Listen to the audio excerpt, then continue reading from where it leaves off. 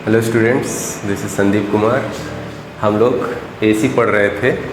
अभी तक हम लोगों ने क्या बोलते हैं कि AC voltage applied to series LCR circuit देख लिया था, जिसमें एक छोटा सा डिस्कशन बाकी है हमारा, विच इज रेजोनेंस। तो रेजोनेंस क्या होता है, that's we want to discuss in LCR series LCR circuit. ठीक है, तो हमारे पास सीरीज एलसीआर सर्किट कुछ इस तरीके से था, जिसमें एक इंडक्टर और एक कैपेसिटर और एक रजिस्टर जो है सीरीज में कनेक्टेड थे, एंड हमने उसको एक सोर्स, ऑसिलेटिंग सोर्स वोल्टेज के अक्रॉस कनेक्ट किया था सीरीज कॉम्बिनेशन को। इस सोर्स वोल्टेज का जो फंक्शन था, wave function, it was V naught sine omega t. Omega t is the angular frequency of the oscillation of source voltage. सबसे पहले हम लोग मैकेनिकल सिस्टम में जो ऑसिलेशन हुआ करता था उसको जान लें कि वो कैसा हुआ करता था। सपोज करो हमारे पास यही झूला है, ओके, ये झूला है और इसको हम ऑसिलेट कराते हैं इस तरीके से, यहाँ पर से छोड़ के। ठीक है, मैं यहाँ पे छोड़ता हूँ इसको, यहाँ पे, ठीक, यहाँ। तो इसको जैसे ही हम छोड़ेंगे तो ये ऑसिलेट होना शुरू हो जाएगा, इस तरीके से ऑसिलेट होगा। लेकिन धीरे धीरे समय के साथ हम देखेंगे क्या, इसका एम्पलीट्यूड जो है ना घटता जाएगा। अभी वापस उसी पोजीशन पे नहीं आ पा रहा है, थोड़ा सा पहले ही रह जा रहा है ना। ठीक है, धीरे धीरे करके इसका एम्पलीट्यूड घटता जाएगा। ऑसिलेट तो कर रहा है ये सिस्टम, बट इसका ऑसिलेशन जो है डैम्प्ड होता जा रहा है। डैम्प मतलब धीरे धीरे डाई आउट होता जा रहा है, यानी कि एम्पलीट्यूड इसका धीरे धीरे घटता जा रहा है। तो इस ऑसिलेशन को सस्टेन कैसे कराया जाए, इस पेंडुलम की का जो ऑसिलेशन होता है उसका लिए फॉर्मूला हमारे पास क्या होता था, याद करो। मैकेनिकल ऑसिलेशन के केस में अगर हमारे पास इसका धागे का लेंथ L है और इसका मास m है, तो हम लोग जानते हैं ना omega is equal to, okay. ये झूला वाला ऑसिलेशन इस तरीके से जो ऑसिलेट हो रहा है। हम क्या करें ऐसा, अब हम यहाँ पे, अब इससे तो हम लोग निकाल सकते हैं इसकी फ्रीक्वेंसी, नेचुरल फ्रीक्वेंसी क्या है, लेकिन ऐसा क्या करें कि ये जो सिस्टम जो है इसका एम्पलीट्यूड कम ना हो, बना रहे मैक्सिमम। ठीक है, तो क्या करना पड़ेगा हमको बाहर से एक ड्राइविंग फोर्स लगाना पड़ेगा, जिसकी की फ्रीक्वेंसी इसी के बराबर हो।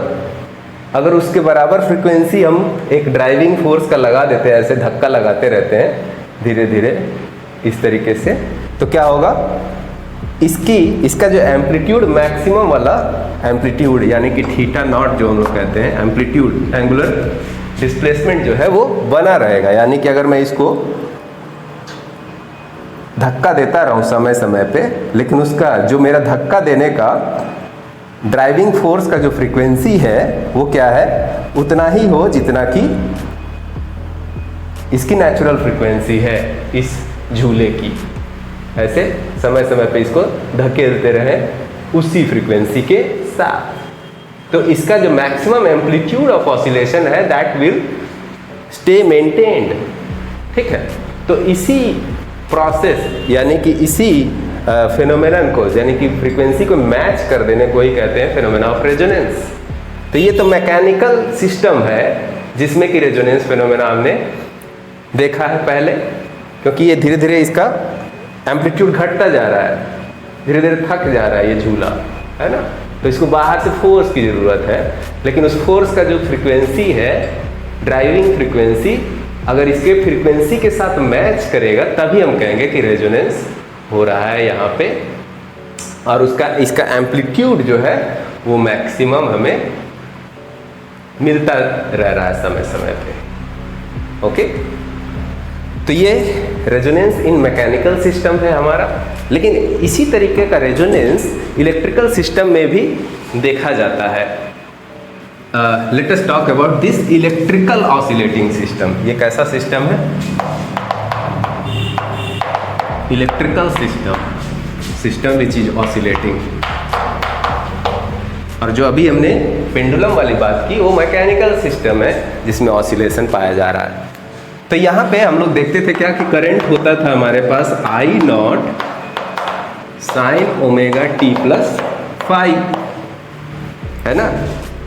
अब यहाँ पे आई नॉट की वैल्यू क्या होती थी, V naught by Z. Z क्या होता था, under root R square plus X L minus X C का whole square. X L minus X C का होल स्क्वायर होता था। अब ये जो करंट आई नॉट है का एम्पलीट्यूड जो है, इसमें करंट ऑसिलेट जो कर रहा है इस सर्किट में ऐसे ऐसे, उसका मैक्सिमम एम्पलीट्यूड का मैक्सिमम क्या होगा, that's what we are trying to find. तो यहाँ पे एम्पलीट्यूड, करंट का एम्पलीट्यूड मैक्सिमम पाने के लिए क्या करना होगा हमको, ये जो जेड का वैल्यू है, जेड, दिस वैल्यू क्या होना पड़ेगा, मिनिमम।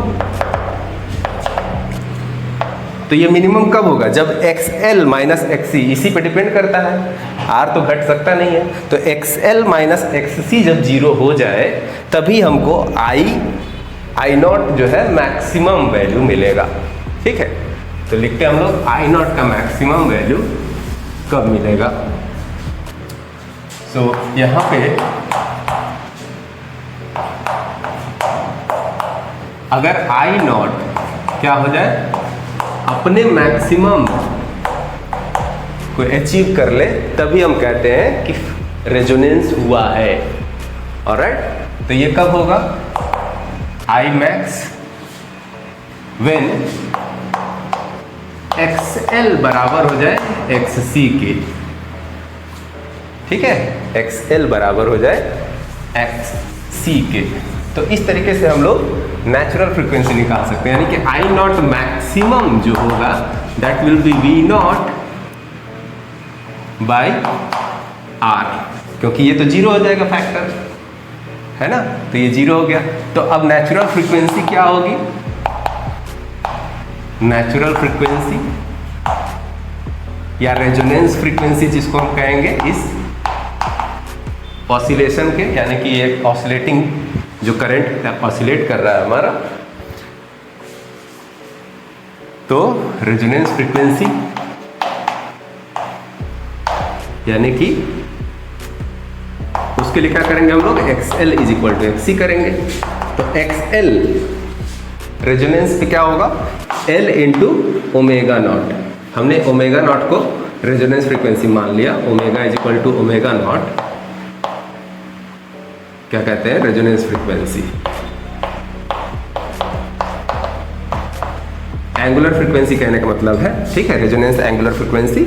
तो L omega naught will be equal to 1 by C omega naught. अगर इसी को हम सॉल्व करें तो क्या मिलेगा हमको, if we solve this what do we get, omega naught का square is equal to 1 by L C. ठीक है, यानी कि omega naught is equal to 1 by under root L C. तो ये हमारा आ गया natural frequency of oscillation of LCR circuit. तो देखो यहाँ पे नेचुरल फ्रीक्वेंसी किस बात पे डिपेंड करता है, इंडक्टेंस पे और कैपेसिटेंस के वैल्यूज पे, यानी कि 1 by under root L into C पे। तो अगर एक पर्टिकुलर गिवन इंडक्टर है और एक कैपेसिटर है ना, तो उस सर्किट के लिए हमारे पास एक नेचुरल फ्रीक्वेंसी होगा 1 by under root L C.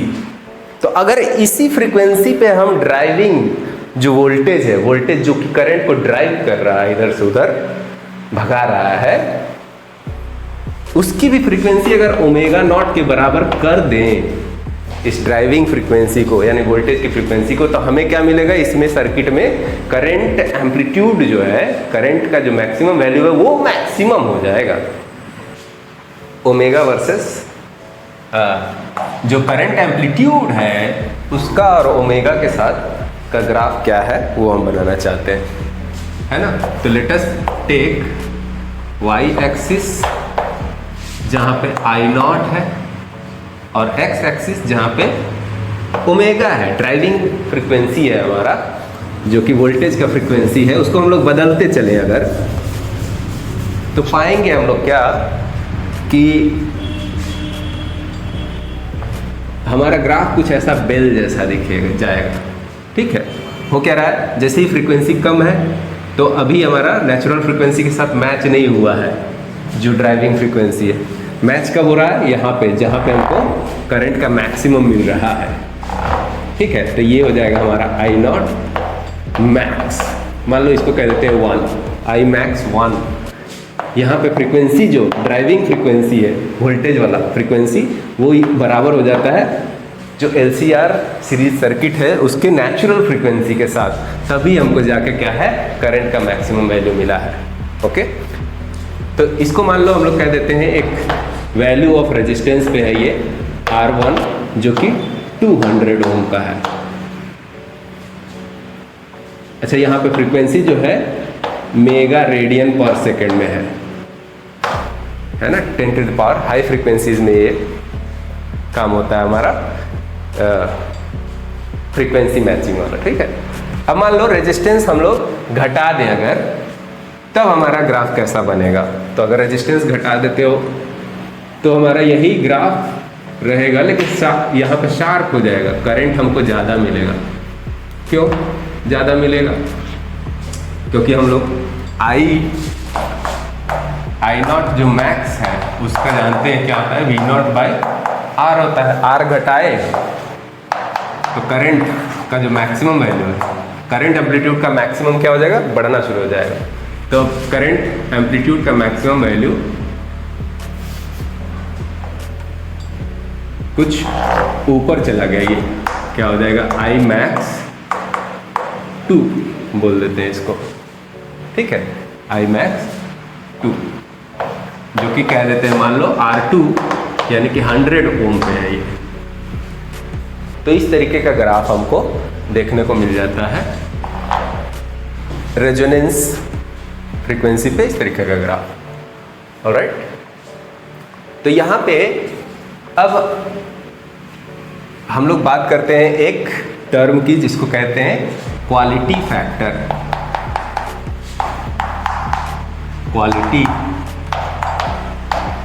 Factor यानी कि Q से लिखते हैं। इससे क्या डिसाइड होता है, इससे डिसाइड होता है शार्पनेस ऑफ रेजोनेंस कर्व। ठीक है, तो क्वालिटी फैक्टर जो हमारा डिफाइन किया जाता है, quality factor is the ratio of XL to the resistance और XC to the resistance at resonance, है ना। तो इसी को हम लोग ऐसे भी लिख सकते हैं, Q is equal to XL हम लोग जानते हैं L ओमेगा नॉट होगा अपॉन R, और ओमेगा नॉट हमने क्या पा लिया था, L बाई R, और ओमेगा का तो वैल्यू हमने पाया 1/√LC। तो इसको लिख सकते हो क्या, अंडर रूट से एक रूट L कट जाएगा, so it will come it will come 1/R, एक L से L कटा, अंडर रूट में L/C। अगर इस फॉर्मूले के लोगे तब भी यही रिजल्ट हमें मिलता है। So this is quality factor. Quality factor से पता चलता है हमें कि कितना शार्प होगा हमारा रेजोनेंस कर्व। ऑलराइट, तो रेजोनेंस कर्व के शार्प होने से क्या फायदा है, तो रेजोनेंस कर्व जितना ही शार्प होगा उतनी ही क्वालिटी उसकी ज़्यादा होगी। क्यों हमारा हाई होगा तो शार्प ज़्यादा पीक बनेगा, और वही सर्किट हम लोग प्रेफर करेंगे to design oscillating LCR circuit. तो ऑसिलेटिंग LCR सर्किट डिजाइन करने से फ़ायदा क्या हमको, हम लोग आ जाते हैं एप्लीकेशन में। तो ये इस्तेमाल होता है हमारा रेडियो की ट्यूनिंग में। रेडियो जो पर्टिकुलर फ्रीक्वेंसी हम लोग मैच कराते हैं 98.3, 98.4 FM, ऐसा वैसा करके रेडियो मिर्ची, ये सब जो चीज़ें हैं तो वहाँ पे हम लोग फ्रीक्वेंसी मैच करते हैं, सो दैट जो रेडियो में हमारा एलसीआर सर्किट है वो जो बाहर जो फ्रीक्वेंसीज आ रही हैं उसको कैच कर सके मैच करा के, ठीक है। तो मैच करा के कैच करें तो इसको क्या करें, इसको हम लोग लिख लेंगे एप्लीकेशन में क्या, it is used in tuning of radio signals, radio tuning of radio to catch a particular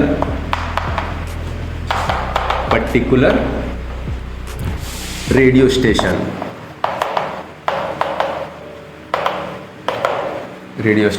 ठीक है। तो अगर हम एक नेचुरल फ्रीक्वेंसी पे हमारे रेडियो को ट्यून कर दें तो उस फ्रीक्वेंसी पे उसको ट्यून कैसे करेंगे, यहाँ पे कैपेसिटेंस को वेरी करके, क्योंकि हम लोग जानते हैं क्या नेचुरल फ्रीक्वेंसी क्या होगा 1/√LC।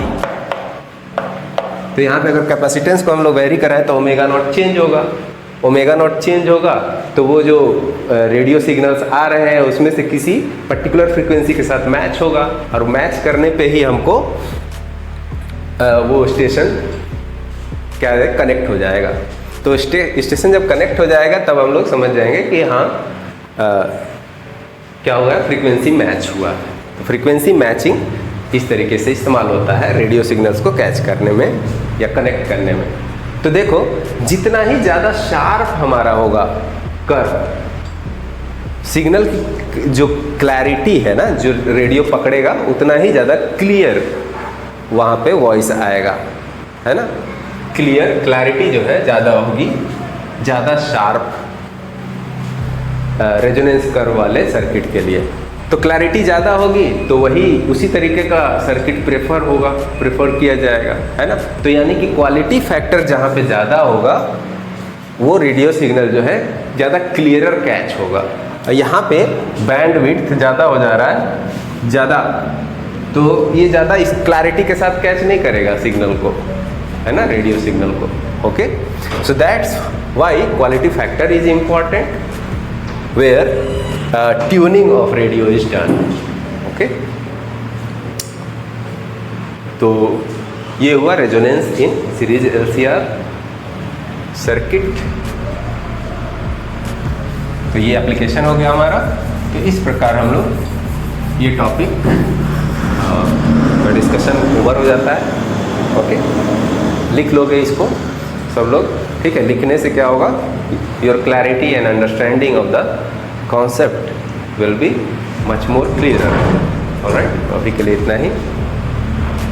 Thank you, have a nice day.